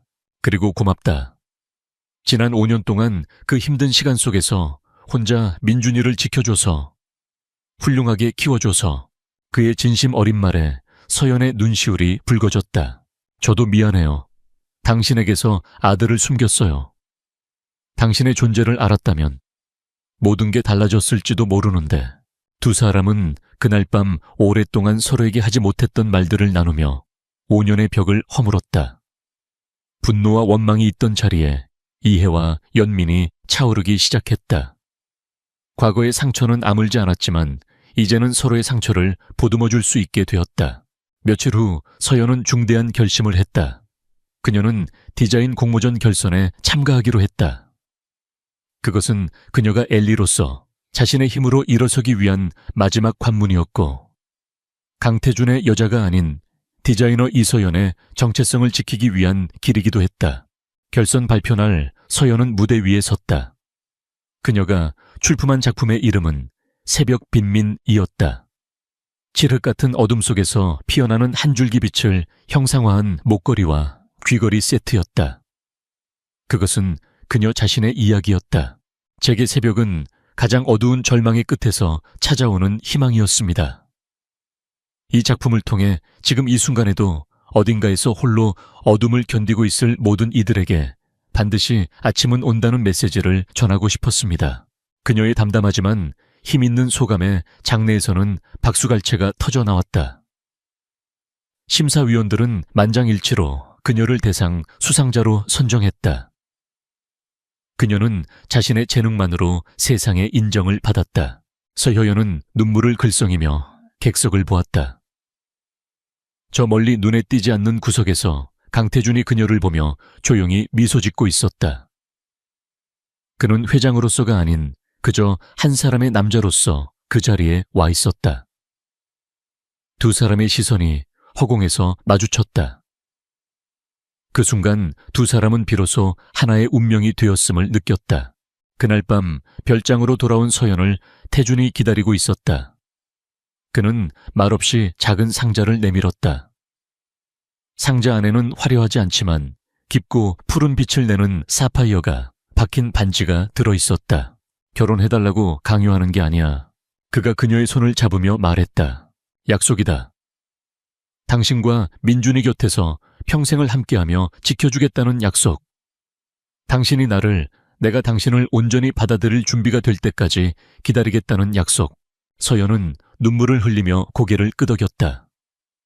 태준은 조심스럽게 그녀의 네 번째 손가락에 반지를 끼워주었다. 그것은 세상에서 가장 완벽한 약속의 증표였다. 몇 달 후 따스한 햇살이 내리쬐는 제주의 해변. 강태준과 이서연은 나란히 모래사장을 걷고 있었다. 조금 앞에서는 민준이가 신이 나서 파도를 따라 뛰어다니며 웃고 있었다. 태준은 자연스럽게 서연의 허리를 감싸 안았다. 5년 전 악몽 같았던 하룻밤으로 시작된 인연. 서로를 증오하고 원망했던 시간들. 그 모든 과거가 이제는 저물어가는 노을 속으로 사라지고 있었다. 두 사람은 말없이 행복에 겨워 웃는 아들의 모습을 바라보았다. 더 이상 화려한 보석도 거대한 성공도 중요하지 않았다. 서로의 손을 잡고 같은 곳을 바라보며 함께 웃을 수 있다는 것. 그것이 그들이 찾은 가장 완벽한 행복이었다. 지독했던 밤이 지나고 그들의 인생에 마침내 따스한 새벽이 찾아오고 있었다. 그것은 상처와 용서, 그리고 사랑으로 이뤄낸 기적이었다. 서울의 심장 강남의 밤은 결코 잠들지 않았다. 화려한 넌사인이 어지럽게 빛나고 값비싼 외제차들이 낮은 엔진음을 울리며 거리를 미끄러지듯 지나는 곳. 그 중심에 위치한 최고급 라운지 바의 은은한 조명 아래 박진우는 얼음이 담긴 위스키 잔을 천천히 흔들고 있었다. 스코틀랜드산 싱글 몰트의 깊은 향이 코끝을 감쌌고 주변에 나지막한 대화 소리와 감미로운 재즈 선율이 그의 성공을 축하하는 배경음악처럼 들렸다. 진우야, 정말 다시 한번 축하한다. 이번 프로젝트 성공으로 최소 차장 진급은 확정이겠어. 입사 동기인 민준이 부러움이 가득한 눈으로 말했다. 진우는 여유로운 미소를 지으며 잔을 들어 보였다. 아직 멀었지. 이제 시작일 뿐이야. 그의 목소리에는 자신감이 넘쳤다. 여의도 증권가에서 가장 촉망받는 인재. 입사 5년 차에 대형 M&A 프로젝트를 성공시키며 회사 내에서 그의 이름은 이미 전설이 되어가고 있었다. 명문대 졸업 훤칠한 키와 준수한 외모, 그리고 누구도 따라올 수 없는 업무 능력까지. 박진우는 스스로가 완벽한 성공의 길을 달리고 있다고 믿었다. 그리고 그 성공의 활용점정은 바로 그의 약혼녀 윤서아였다. 그런데 진우, 너 약혼녀 얘기 좀 더 해봐. 사진으로만 봤는데도 엄청난 미인이던데. 다른 동기가 짓궂게 웃으며 물었다. 진우는 기다렸다는 듯이 휴대폰을 꺼내 잠금 화면에 있는 서아의 사진을 보여주었다. 긴 생머리에 꾸미지 않아도 청초한 분위기를 풍기는 여자. 웃을 때마다 반달처럼 휘어지는 눈매와 하얀 피부는 누구라도 한 번쯤 돌아보게 만들 만큼 매력적이었다. 내 약혼녀 윤서아야. 예쁘지? 예쁜 정도가 아니지. 완전 여신이네. 그런데 들리는 소문으로는 집안도 꽤 괜찮다며 아버님이 중소기업 운영하신다고. 진우는 만족스러운 미소를 감추지 않았다. 서아의 집안에 대해 그가 아는 것은 많지 않았다. 서아는 언제나 가족 이야기가 나오면 수줍게 화제를 돌리곤 했다. 아버지가 작은 무역회사를 운영하시고 어머니는 가정주부이며 평범하고 화목한 가정이라는 것 정도가 전부였다. 하지만 진우는 그 작은 무역회사가 결코 작지 않을 것이라고 확신했다. 서아의 몸에 밴 기품과 우아함은 평범한 가정에서 나올 수 있는 것이 아니었다. 지금은 작을지 몰라도 내가 키우면 돼. 진우는 속으로 생각했다. 그의 능력과 야망이라면 장인의 회사를 지금보다 몇 배는 더 크게 성장시킬 수 있을 터였다. 이것은 단순한 사랑을 넘어선 완벽한 비즈니스 파트너십이었다. 자신의 성공 가도에 날개를 달아줄 마지막 퍼즐 조각. 하지만 가끔 아주 가끔 진우는 서아의 알 수 없는 구석 때문에 답답함을 느끼기도 했다. 그녀는 명품 가방이나 비싼 레스토랑보다 오래된 서점이나 한적한 공원에서의 데이트를 더 좋아했다. 진우가 선물한 고가의 목걸이를 보며 기뻐하기보다는 오빠 나한테는 너무 과분해요 라며 부담스러워했다. 그는 그것을 세상 물정 모르는 순수함이라고 생각했지만 때로는 이해하기 힘든 고집처럼 느껴지기도 했다. 특히 가장 이상한 점은 자신의 집에 그를 단 한 번도 초대한 적이 없다는 것이었다. 상견례도 호텔에서 진행했고 결혼 준비도 밖에서만 만났다. 우리 집은 지금 인테리어 공사 중이라서 너무 어수선해. 나중에 완벽하게 정리되면 그때 초대할게. 부모님이 워낙 조용한 걸 좋아하셔서 외부 사람 오는 걸 좀 꺼리셔. 결혼하면 실컷 보게 될 텐데 뭘 그래. 서아는 언제나 그럴듯한 핑계를 대며 상황을 모면했다. 처음에는 그런가 보다 했지만 시간이 지날수록 진우의 마음속에는 작은 의심과 함께 서운함이 싹텄다. 마치 자신을 완벽하게 받아들이지 않는다는 신호처럼 느껴졌다. 그는 자신의 모든 것을 서아에게 보여주고 공유하고 싶었지만 그녀는 가장 중요한 부분을 굳게 닫아두고 있는 것 같았다. 그날 밤도 동기들과의 술자리를 파하고 대리운전으로 자신의 작은 오피스텔에 돌아온 진우는 답답한 마음에 서아에게 전화를 걸었다. 창밖으로 보이는 서울의 야경은 화려했지만 혼자 있는 이 공간은 유난히 춥고 외롭게 느껴졌다. 서아야 자. 아니요, 오빠. 책 읽고 있었어요. 무슨 일 있어요? 목소리가 왜 그래요? 수화기 너머로 들려오는 서아의 다정한 목소리에 진우의 마음이 조금 누그러졌다. 아니 그냥 보고 싶어서 동기들이랑 술 한잔 했는데 다들 네 얘기만 하더라. 내 약혼녀가 너무 예쁘다고. 정말로 다들 좋게 봐주셨다니 다행이네요. 서아야. 진우는 잠시 망설이다가 결심한 듯 입을 열었다. 나 언제쯤 너희 집에 가볼 수 있는 거야? 우리 곧 결혼할 사이인데 내가 아직 장인어른 장모님 댁에 한 번도 못 가봤다는 게 말이 된다고 생각해. 솔직히 나 좀 서운해. 수화기 너머로 잠시 침묵이 흘렀다. 진우는 자신의 조급함이 그녀에게 상처가 될까 싶어 조금 후회했지만 더 이상은 참을 수 없었다. 아, 미안해요, 오빠. 내가 생각이 짧았어요. 오빠 마음 상하게 하려던 건 아니었는데 서아의 목소리가 미세하게 떨리는 것 같았다. 아니야, 내가 너무 재촉했나 보네. 미안하다. 아니요, 오빠 말이 맞아요. 그러면 이번 주말에 올래요? 토요일 오후쯤에요. 아직 정리가 다 된 건 아니지만 그래도 오빠라면 괜찮을 것 같아요. 진우는 자신의 길을 의심했다. 드디어 그가 그토록 기다리던 순간이 온 것이다. 그의 입가에 저절로 미소가 번졌다. 정말 진짜 가도 돼. 네. 대신 너무 기대는 하지 말아요. 그냥 평범한 집이니까. 네가 사는 집인데 왜 기대를? 아, 네. 당연히 좋지. 알았어. 토요일에 보자. 내가 제일 좋은 와인이랑 과일 사갈게. 전화를 끄는 진우는 세상을 다 가진 기분이었다. 마음을 짓누르던 마지막 불안감이 사라지는 순간이었다. 그는 토요일이 오기만을 손꼽아 기다렸다. 서아가 살고 있는 곳은 분명 강남이나 한남동 어딘가에 위치한 고급 빌라나 아파트일 터였다. 그는 인터넷으로 그 동네의 시세를 검색하며 혼자만의 행복한 상상에 빠져들었다. 드디어 약속의 토요일이 되었다. 진우는 아침 일찍 일어나 미용실에 들러 머리를 손질하고 백화점에 가서 최고급 와인과 정성스럽게 포장된 과일 바구니를 샀다. 옷은 며칠을 고민해 고른 이탈리아 브랜드의 캐주얼 정장이었다. 너무 과하지 않으면서도 그의 성공과 센스를 보여주기에 충분했다. 서아가 보내준 주소는 영등포구 물레동이었다. 진우는 내비게이션에 주소를 입력하며 잠시 고개를 갸웃했다. 물레동 그가 알기로 물레동은 낡은 철강 공장과 예술가들의 작업실이 뒤섞여 있는 조금은 낙후된 동네였다. 아마 물레동 근처에 새로 생긴 고급 주상복합 아파트인가 보네. 요즘 그런 곳들이 많이 생기니까. 그는 애써 긍정적으로 생각하며 운전대를 잡았다. 강남의 번화한 거리를 지나고 여의도의 높은 빌딩 숲을 통과하자 차창밖 풍경이 서서히 변하기 시작했다. 깔끔하게 정비된 도로는 울퉁불퉁해졌고 세련된 건물들은 낡고 낮은 상가 건물들로 바뀌었다. 공기 중에는 미세한 소해 냄새가 섞여 있는 것 같았다. 진우의 미간이 저절로 찌푸려졌다. 그의 고급 세단은 좁은 골목길과 어울리지 않았다. 길가에 아무렇게나 주차된 낡은 트럭들을 아슬아슬하게 피하며 나아가는 동안 그의 마음속에서 무언가 잘못되었다는 경고음이 울리기 시작했다. 그리고 마침내 내비게이션이 목적지에 도착했음을 알렸다. 진우는 차를 세우고 창밖을 보았다. 그의 눈앞에 있는 것은 페인트가 벗겨지고 곳곳에 금이 간 최소 30년은 넘어 보이는 낡은 5층짜리 복도식 아파트였다. 건물 입구에는 녹슨 우편함들이 어지럽게 붙어 있었고 주차장에는 오래된 국산차 몇 대가 힘겹게 자리를 지키고 있었다. 진우는 순간 자신이 주소를 잘못 입력했나 싶어 휴대폰을 다시 확인했다. 하지만 서아가 보내준 주소와 정확히 일치했다. 그는 멍하니 낡은 아파트를 올려다보았다. 머릿속이 하얗게 비는 것 같았다. 다. 그의 행복한 상상, 완벽한 미래, 성공의 마지막 퍼즐 조각이 눈앞에서 산산조각 나는 소리가 들렸다. 이곳이 이 허름하고 낡아빠진 아파트가 내 약혼녀 윤서아가 사는 집이라고 말도 안 돼. 이건 뭔가 잘못된 거야.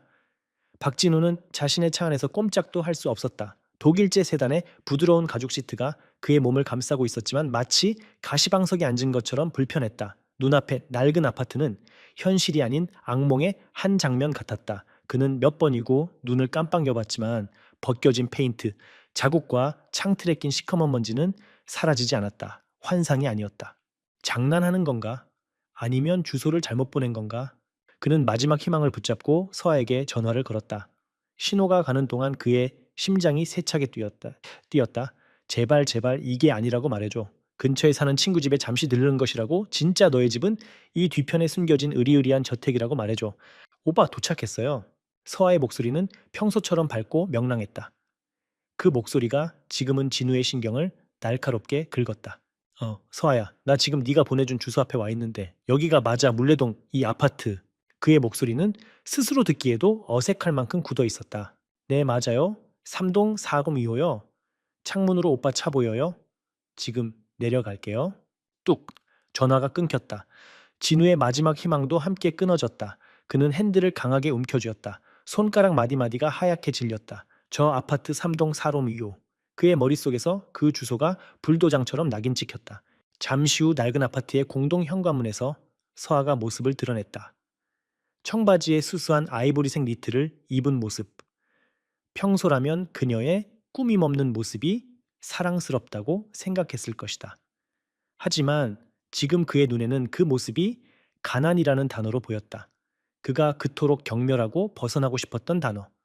그동안 그가 서아에게서 느꼈던 순수함과 소박함은 사실은 돈이 없어서 어쩔 수 없이 선택한 위선이었을까. 서아는 환하게 웃으며 그의 차로 다가왔다. 진우는 마지못해 차에서 내렸다. 그가 백화점에서 사온 값비싼 와인과 과일 바구니가 조수석에서 유난히 이질적으로 빛나고 있었다. 오빠 어서 와요. 오는 길 힘들지 않았어요. 서아는 자연스럽게 그의 팔짱을 끼려 했다. 하지만 진우는 자기도 모르게 몸을 살짝 피했다. 그 미세한 움직임에 서아의 얼굴에 잠시 당혹감이 스쳤지만 그녀는 애써 미소를 지으며 말했다. 짐이 무거워 보이네요. 제가 들게요. 아니 괜찮아. 진우는 차갑게 대답하며 트렁크에서 짐을 내렸다.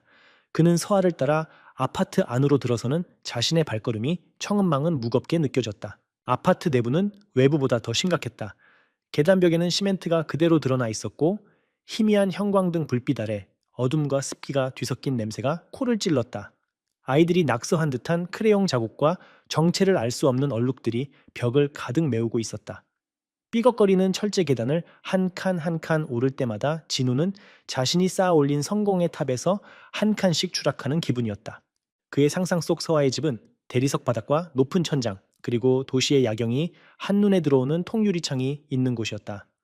조용한 엘리베이터를 타고 올라가면 교양 있는 가정부가 문을 열어주는 그런 집. 하지만 현실은 녹슨 난간을 붙잡고 헉헉거리며 4층까지 걸어 올라가야 하는 낡은 아파트였다. 계단이 좀 가파르죠. 엘리베이터가 없어서 미안해요. 서아가 숨을 고르며 말했다. 그녀의 해명은 진우의 귀에 변명처럼 들렸다. 그의 머릿속은 이미 수만 가지 계산으로 복잡했다.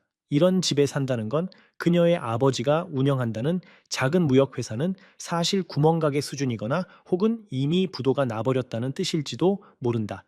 그가 꿈꿨던 비즈니스 파트너십은커녕 오히려 그가 평생 짊어져야 할 짐이 될 수도 있었다. 배신감이 분노로 변해 들끓기 시작했다. 괜찮아. 그가 내뱉은 단어에는 어떤 감정도 실려 있지 않았다. 4층에 도착하자 낡은 철문들이 복도를 따라 늘어서 있었다. 서하는 그중 가장 끝에 있는 초록색 페인트가 군데군데 벗겨진 사로 미호 문 앞에서 멈춰 섰다. 그녀가 열쇠 꾸러미에서 맞는 열쇠를 찾아 문을 여는 동안 진우는 이 모든 것이 끔찍한 연극이기를 바랐다. 들어오세요, 오빠. 좀 좁고 어수선해도 이해해줘요. 철컥 소리와 함께 문이 열렸다. 진우는 마지못해 안으로 들어섰다. 집 안은 생각보다 깨끗했다. 좁은 현관을 지나자 방 하나와 거실 겸 주방으로 쓰이는 공간이 한눈에 들어왔다. 15평 남짓되어 보이는 작은 공간. 벽지는 누렇게 변색되었고 가구들은 하나같이 오래된 것들이었다. 하지만 서아의 손길이 닿은 듯 모든 것이 제자리에 정돈되어 있었고 창가에는 작은 화분들이 햇볕을 받고 있었다. 책장에는 책들이 가득 꽂혀 있었고 벽에는 서아가 직접 그린 듯한 작은 수채화 몇 점이 걸려 있었다. 하지만 진우의 눈에는 그런 것들이 들어오지 않았다. 그는 오로지 이 공간의 가치를 측정하고 있었다. 보증금 1,000만 원에 월세 50만 원 아니면 전세 1억. 그가 사는 여의도 오피스텔의 월세보다도 싼 곳. 그의 가슴이 답답하게 조여왔다. 숨이 막혔다. 그는 손에 들고 있던 와인과 과일 바구니를 어디에 둬야 할지 몰라 잠시 망설였다. 이 좁고 낡은 공간에 이 값비싼 선물들은 너무나도 어울리지 않았다. 마치 자신의 어리석음을 조롱하는 전시품 같았다. 결국 그는 그것들을 작은 식탁 위에 소리나게 내려놓았다. 쿵 하는 소리에 서아가 놀란 듯 그를 돌아보았다. 오빠 괜찮아요. 안색이 안 좋아 보여요. 아니, 괜찮아. 운전해서 오느라 좀 피곤해서 그래. 그는 거짓말을 했다. 서아는 걱정스러운 눈빛으로 그를 바라보다가 애써 밝은 목소리로 말했다. 우선 앉아요. 뭐 마실래요? 제가 직접 담근 매실차 있는데 시원하게 타줄까요? 매실차. 그 단어가 진우의 인내심에 마지막 불을 지폈다. 그의 세상에서는 손님에게 에스프레소나 수입 탄산수 혹은 최소한 브랜드 주스를 내오는 것이 상식이었다. 집에서 직접 담근 매실차라니. 그것은 그가 벗어나고자 했던 가난과 촌스러움의 상징처럼 느껴졌다. 진우는 대답 대신 소파에 털썩 주저앉았다. 낡은 소파에서 퀴퀴한 먼지 냄새가 피어오르는 것 같았다. 그는 천천히 아주 천천히 고개를 들어 집 안을 다시 한번 훑어보았다.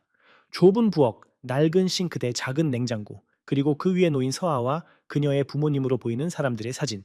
사진 속에서 환하게 웃고 있는 그들의 모습이 오늘따라 유난히 초라해 보였다. 서아는 그의 싸늘한 침묵에 무언가 잘못되었음을 직감했다.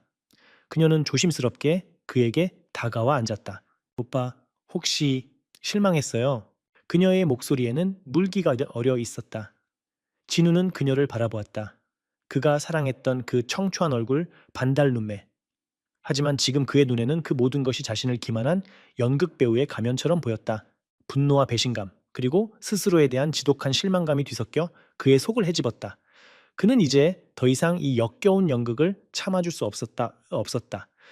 지금까지의 모든 친절과 미소는 이 순간을 위한 위장이었다. 그는 차갑게 식어버린 눈으로 서아를 응시하며 얼음장 같은 목소리로 입을 열었다. 윤서아. 그가 처음으로 그녀의 성을 붙여 불렀다. 서아의 어깨가 움찔 떨렸다.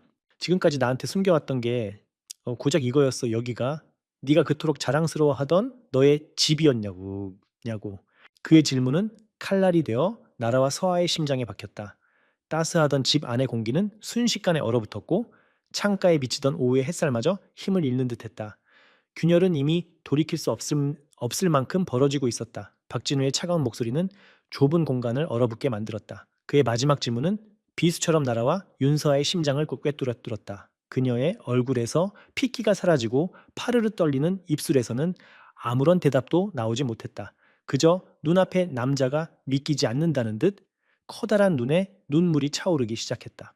오빠, 그게 무슨 말이에요? 제발 내 말 좀 들어봐요. 서아는 겨우 목소리를 쥐어짜냈다. 그녀는 자리에서 일어나 그에게 다가가려 했지만 진우는 한 발짝 뒤로 물러서며 경멸적인 시선으로 그녀를 막아섰다. 그 행동은 세상에서 가장 날카로운 칼보다 더 아프게 그녀의 마음을 베었다. 들으라고, 뭘 더 들어. 이 눈앞에 펼쳐진 광경이 모든 걸 말해주는데. 진우가 폭발했다. 그는 작은 방 안을 성큼성큼 걸어다니며 마치 갇힌 맹수처럼 으르렁거렸다. 그의 잘 다듬어진 머리와 비싼 옷은 이 낡은 공간과 어울리지 않아 마치 잘못된 무대에 선 배우처럼 기괴해 보였다. 내가 얼마나 바보 같았는지 알아. 나는 내 친구들 회사 동료들한테 네 자랑을 입에 침이 마르도록 했어. 내 약혼녀는 소박하지만 기품이 넘치는 여자라고, 아버님이 운영하시는 회사도 내가 도와서 크게 키울 거라고. 그 말을 하면서 희망에 부풀어 있던 내 모습이 우스웠어. 이 모든 걸 알면서 날 지켜보는 게 재밌었냐고. 그의 목소리는 분노로 떨렸다. 그는 손가락으로 방 안을 휘저으며 조롱을 이어갔다. 아, 그래서 그랬구나. 그래서 항상 비싼 레스토랑은 부담스럽다고 하고 한적한 공원이나 낡은 영화관을 더 좋아했던 거구나. 난 그게 네가 순수해서 그런 줄 알았지. 참 순수하네. 가진 게 없으니 비싼 건 꿈도 못 꾸는 그런 순수함이었어. 아니에요, 오빠. 그건 진심이었어요. 난 정말 진심이란 단어를 내 입에 올리지 마. 진우가 그녀의 말을 거칠게 끊었다. 그는 서아 앞에 우뚝 서서 그녀를 위해서 아래로 훑어보았다. 마치 가치를 매기는 감정평가사처럼. 넌 나한테 대체 뭘 해줄 수 있는데? 내 인생이 어떤지 알기나 해. 여의도 증권가, 거긴 전쟁터야. 하루하루 살아남기 위해 발버둥 치는 곳이라고. 난 내 옆에서 나를 지지해주고 내 성공의 날개를 달아줄 파트너가 필요했어. 나를 아래로 끌어내리는 짐덩어리가 아니라. 그의 입에서 나온 말들은 그의 영혼, 밑바닥에 있던 욕망의 민낯이었다. 사랑이라는 이름으로 포장해왔던 지독한 속물근성이 여과 없이 터져 나왔다. 그는 이제 서아라는 존재 자체를 자신의 완벽한 인생 시나리오에 끼어든 오점이자 실패로 규정하고 있었다. 서아는 그의 잔인한 말들에 아무 대답도 하지 못했다. 그저 하염없이 눈물만 흘렸다. 그녀가 사랑했던 박진우는 이런 사람이 아니었다. 다정하고 열정적이고 미래를 이야기할 때면 아이처럼 눈을 빛내던 남자. 지금 그녀의 눈앞에 서 있는 이 괴물은 누구란 말인가? 그녀의 눈물이 진우의 분노에 더욱 불을 붙였다. 그는 그녀의 약한 모습이 자신을 조롱하는 것처럼 느껴졌다. 이제 와서 울면 뭐가 달라져? 내가 이까지 눈물의 동정이라도 할 줄 알았어. 진우는 결심한 듯 서아에게 성큼 다가갔다. 그리고는 거칠게 그녀의 왼손을 잡아챘다. 서아가 놀라 손을 빼려 했지만 그의 악력은 너무나도 강했다. 진우의 시선은 그녀의 네 번째 손가락에 끼워진 다이아몬드 반지에 고정되었다. 그의 성공과 미래에 대한 약속의 증표. 그가 몇 달치 월급을 쏟아부어 마련한 그의 야망의 상징. 이것도 너한테는 과분했지.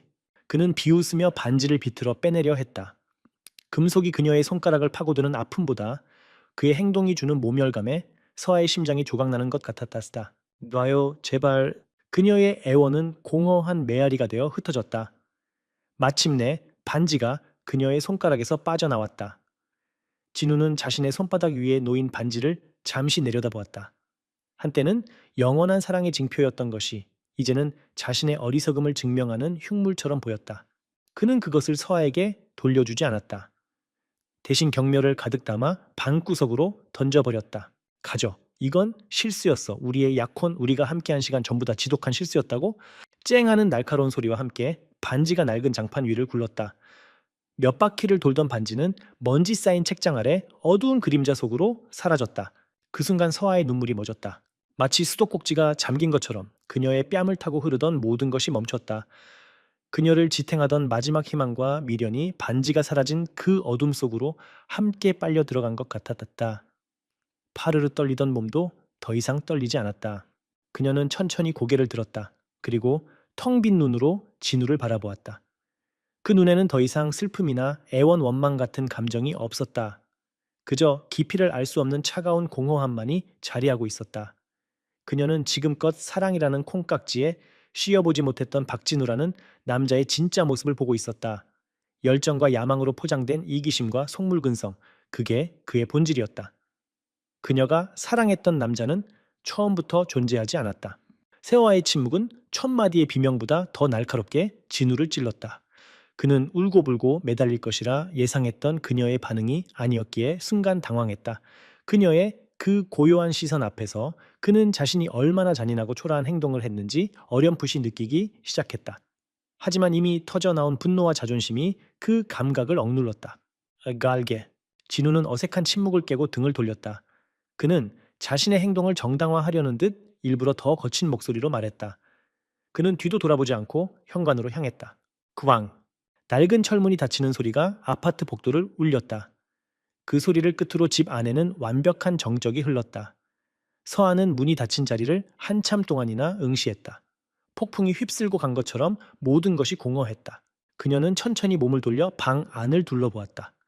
그리고 시선은 자연스럽게 반지가 사라진 책장 아래로 향했다.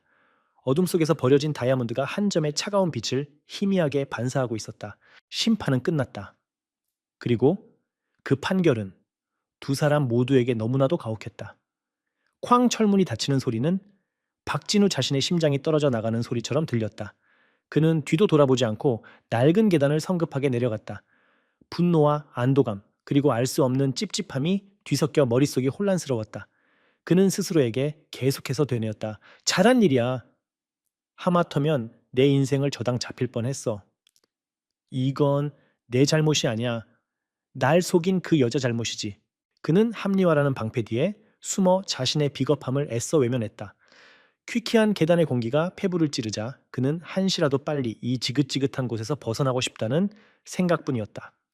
1층에 다다르자 그는 거의 도망치듯 건물 밖으로 뛰쳐나왔다. 상쾌한 바깥 공기를 마시며 안정을 찾으려 애쓰는 그의 손은 자신의 차키를 찾기 위해 급하게 주머니를 더듬었다. 이 끔찍한 동네, 이 끔찍한 기억에서 1초라도 빨리 탈출해야만 했다. 바로 그 순간이었다. 스우윽. 아무런 소음도 없이 길고 매끈한 검은색 세단 한 대가 그의 바로 앞에 미끄러지듯 멈춰 섰다. 이제는 단종되어 부르는 게 값이라는 최고급 세단. 방금 전까지 동네의 제왕처럼 군림하던 진우의 차가 초라한 소형차처럼 보일 정도의 압도적인 존재감이었다. 비현실적인 광경이었다. 낡고 허름한 동네의 풍경과 너무나도 이질적인 그 차는 마치 다른 차원에서 불시착한 우주선 같았다. 웃으나 봤다. 진우뿐만 아니라 창문으로 이 광경을 엿보던 아파트 주민들까지 모두 숨을 죽였다. 잘 닦인 검은색 차체 위로 낡은 아파트의 지저분한 외벽이 일그러진 모습으로 비쳤다. 진우는 그 자리에 얼어붙었다. 뭐지? 누구지? 그의 머리가 빠르게 회전했지만 답을 찾을 수 없었다. 그때 운전석 문이 열리고 한 남자가 내렸다. 50대 후반으로 보이는 한치의 오차도 없이 완벽하게 재단된 검은색 수트를 입은 남자. 희끗희끗한 귀밑머리와 어떤 상황에서도 평정을 잃지 않을 것 같은 차분한 표정. 그의 몸에서는 조용한 권위와 완벽한 프로페셔널함이 느껴졌다. 그는 진우에게는 눈길조차 주지 않았다. 그저 뒷좌석 문으로 다가가 문을 열고 공손한 자세로 누군가를 기다렸다. 진우는 마른 침을 삼켰다. 이 동네에 저런 차를 타고 저런 기사를 대동할 만한 사람이 살고 있었단 말인가. 찰칵. 그의 등 뒤에서 아파트 현관문이 다시 열리는 소리가 들렸다. 진우는 반사적으로 고개를 돌렸다. 윤서아였다. 몇 분 전 그의 앞에서 절망에 빠져 눈물 흘리던 그 여자가 아니었다. 창백한 얼굴과 살짝 붉어진 눈가는 그대로였지만 그녀의 어깨는 꼿꼿이 펴져 있었고 그 걸음걸이에는 상처받은 피해자가 아닌 모든 것을 감내하기로 결심한 사람의 위엄이 서려 있었다. 수트를 입은 남자는 서아를 보자마자 허리를 완벽한 각도로 숙이며 깊이 고개를 숙였다. 그의 목소리는 나지막했지만 갑자기 찾아온 거리의 정적 속에서 너무나도 선명하게 울려 퍼졌다. 아가씨 나오셨습니까? 회장님께서 찾으십니다. 아가씨, 회장님. 그 두 단어가 진우의 뇌리에 천둥처럼 내리꽂혔다. 그는 자신의 귀를 의심했다. 방금 저 남자가, 저 완벽한 집사가 청바지에 낡은 니트를 입고 이 허름한 아파트에서 나온 윤서아를 향해 아가씨라고 불렀단 말인가. 그리고 회장님이라고.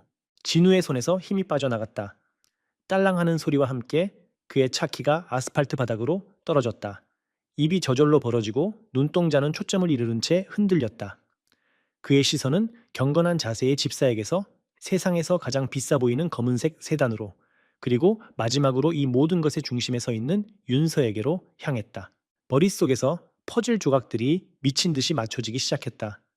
아버지가 운영하신다는 작은 무역회사, 자신의 집에 초대하기를 그토록 꺼렸던 이유, 명품이나 비싼 선물을 부담스러워하던 모습, 그가 가난과 촌스러움의 증거라고 경멸했던 그 모든 것들이 사실은 전혀 다른 의미를 가지고 있었다.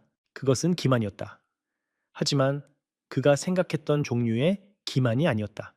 그는 그녀가 부유한 척하는 가난한 여자라고 생각했지만 정반대였다. 그는 시험대에 올랐던 것이다. 사랑이라는 이름의 가장 잔인하고도 공정한 시험대. 그리고 그는 그 시험에서 가장 멍청하고 가장 비참한 방식으로 낙제했다. 서한은 진우에게 마지막 시선을 보냈다. 그 눈에는 분노나 경멸은 없었다. 대신 너무나도 깊고 서늘한 연민이 담겨 있었다. 길가에서 발견한 하찮고 불쌍한 무언가를 바라보는 듯한 눈빛.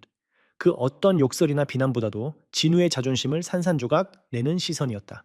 그녀는 그에게 아무 말도 하지 않았다. 그저 자신을 기다리는 집사에게 가볍게 고개를 끄덕여 보인 후 우아한 몸짓으로 세단 뒷좌석에 올라탔다. 툭! 집사가 문을 닫는 소리는 무겁고도 단호했다. 그는 다시 운전석에 올라탔고 거대한 세단은 처음 나타났을 때처럼 소리 없이 미끄러져 움직였다. 진우는 그 자리에 못 박힌 듯 서서 모퉁이를 돌아 사라지는 검은색 세단의 빨간 후미등을 멍하니 바라보았다. 그의 완벽했던 세계, 그의 야망, 그의 미래가 모두 저 차와 함께 사라지고 있었다. 그가 그토록 경멸했던 낡은 아파트 앞에서 벗겨진 페인트, 조각과 금이 간 아스팔트 위에서 박진우는 자신이 저지른 돌이킬 수 없는 실수의 무게가 온몸을 짓누르는 것을 느끼며 서서히 무너져 내리고 있었다. 검은색 세단은 소리 없이 서울의 거리를 헤쳐나갔다. 차 안은 외부의 소음이 완벽하게 차단되어 고요했다. 윤서아는 창밖으로 빠르게 스쳐 지나가는 물레동의 낡은 풍경을 말없이 바라보았다. 조금 전까지 자신의 세상이었던 곳, 이제는 다시 돌아오지 않을 과거의 한 페이지가 되어버린 곳이었다. 백미러로 그녀의 모습을 조용히 살피던 김 집사가 나지막이 입을 열었다. 그의 목소리에는 따뜻한 염려가 담겨 있었다. 괜찮으십니까, 아가씨? 서한은 한참 동안 대답이 없었다. 그녀는 천천히 눈을 감았다가 떴다. 그리고는 희미하게 하지만 분명한 미소를 지었다. 그것은 슬픔을 감춘 미소가 아니라 모든 것을 받아들이고 난 후의 평온한 미소였다. 네, 김 집사님, 이제는 괜찮아요. 그녀의 대답에 김 집사는 더 이상 아무것도 묻지 않았다. 그저 묵묵히 운전대를 잡고 있을 뿐이었다. 두 사람 사이에는 오랜 세월 함께한 이들만이 가질 수 있는 깊은 이해와 신뢰의 침묵이 흘렀다. 차는 강변북로를 타고 평창동으로 향했다. 서울에서 가장 부유하고 조용한 동네, 서아의 진짜 집이 있는 곳이었다. 그녀의 머릿속에 문득 책장 밑 어둠 속에 버려진 다이아몬드 반지가 떠올랐다. 그녀는 그것을 회수하라고 말하지 않았다. 그 반지는 이제 그녀의 것이 아니었다. 그것은 박진우의 욕망과 그녀의 어리석었던 사랑, 그리고 그 낡은 아파트와 함께 그곳에 묻어두어야 할 과거의 유물일 뿐이었다. 그녀는 진우에게 하고 싶은 말이 많았다. 당신이 그토록 원하던 부와 명예가 바로 내 뒤에 있었다고 당신은 눈앞의 진실을 보지 못하는 어리석은 사람이라고 소리치고 싶었다. 그를 완벽하게 굴복시키고 비참하게 만들 수도 있었다. 하지만 그녀는 그러지 않았다. 만약 그랬다면 그녀 역시 그와 똑같이 물질의 가치에 얽매이는 사람이 되는 것 뿐이었다. 그녀의 마지막 자존심은 침묵이었고 그 침묵이야말로 가장 완벽한 복수이자 가장 완전한 이별이었다. 그와의 행복했던 순간들은 어땠을까? 그 모든 것이 거짓이었을까? 서한은 생각했다. 아니, 어쩌면 그의 사랑도 어느 정도는 진심이었을지 모른다. 다만 그 사랑에는 조건이 붙어 있었다. 그의 성공에 도움이 되어야 한다는 조건, 그의 야망을 채워줄 수 있어야 한다는 조건, 조건 없는 사랑을 믿었던 자신이 너무 순진했다. 그 깨달음은 슬펐지만 동시에 그녀를 자유롭게 했다. 한편 물레동의 낡은 아파트 앞에는 박진우가 망부석처럼 서 있었다. 주변을 지나던 동네 주민들이 그를 흐끈거리며 수군거리는 소리가 들렸다. 동정과 조롱이 뒤섞인 그 시선들이 비수처럼 그의 온몸에 박혔다. 그는 비틀거리며 자신의 차로 돌아왔다. 하지만 시동을 걸 수 없었다. 그저 핸들 위에 엎드려 조금 전의 광경을 머릿속에서 몇 번이고 되감았다. 아가씨, 회장님. 그 단어들이 그의 귓가에 저주처럼 맴돌았다. 그는 떨리는 손으로 휴대폰을 꺼냈다. 그리고 검색창에 6글자를 입력했다. 윤성그룹 회장. 검색 결과는 즉시 나타났다. 대한민국 재계의 거물 윤성그룹 윤재혁 회장. 그리고 그의 프로필 사진 아래 가족과 함께한 자선 행사 사진이 있었다. 그 속에는 우아한 드레스를 입고 아버지의 팔짱을 낀 채 기품 있게 미소 짓고 있는 윤서아가 있었다. 그가 알던 수수한 모습과는 전혀 다른 태생부터 모든 것을 가진 자의 여유로운 모습이었다. 그가 작은 무역 회사라고 믿었던 곳은 대한민국 경제를 움직이는 거대 그룹이었고, 그가 가난한 약혼녀라고 경멸했던 여자는 모두가 우러러보는 재벌가의 외동딸이었다. 진우는 짐승 같은 비명을 내지르며 핸들을 미친 듯이 내리쳤다. 후회와 절망, 그리고 스스로에 대한 지독한 혐오감이 그의 영혼을 갈기갈기 찢어 놓았다. 몇 달의 시간이 흘렀다. 박진우의 삶은 완전히 무너졌다. 한때 여의도 증권가를 빛내던 촉망받는 인재의 모습은 온데간데 없었다. 그의 눈에 서려 있던 자신감과 총기는 사라지고 그 자리에는 공허한 불안감과 패배감만이 남았다. 그의 실적은 곤두박질 쳤고 동료들은 더 이상 그를 부러워하지 않았다. 오히려 그의 등 뒤에서 윤성그룹 외동딸을 뻥 차버린 멍청이라며 조롱했다. 그의 실패담은 여의도 증권계의 전설처럼 떠도는 가십이 되어버렸다. 어느 늦은 밤 그는 한때라면 거들떠보지도 않았을 허름한 포장마차에 앉아 혼자 소주잔을 기울이고 있었다.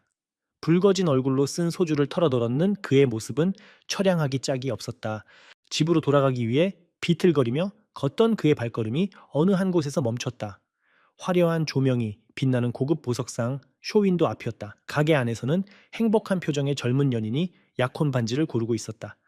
여자의 손가락에 반지를 끼워주며 환하게 웃는 남자의 모습. 그 광경을 보는 순간 숨 막히는 후회가 파도처럼 밀려와 진우를 덮쳤다. 그는 길 한복판에서 그대로 주저앉을 뻔했다. 그는 부유한 약혼녀를 놓친 것이 아니었다. 그는 진짜 사랑을 얻을 수 있는 일생일대의 기회를 자신의 천박한 욕심 때문에 걷어차 버린 것이다. 그는 유리 조각인 줄 알고 다이아몬드를 내던져 버렸다. 박진우는 그제야 깨달았다. 사람의 진정한 가치는 주소나 통장 잔고로 측정할 수 있는 것이 아니라는 것을. 그리고 한 번 저지른 실수는 때로 영원히 되돌릴 수 없다는 것을. 그의 손에 남은 것은 값비싼 시계와 공허한 성공뿐이었다. 그는 모든 것을 가졌다고 생각했지만 결국 아무것도 갖지 못한 빈털터리였다. 화려한 서울의 밤거리 한복판에서 그는 세상에서 가장 고독하고 쓰라린 교훈을 곱씹으며 하염없이 서 있었다.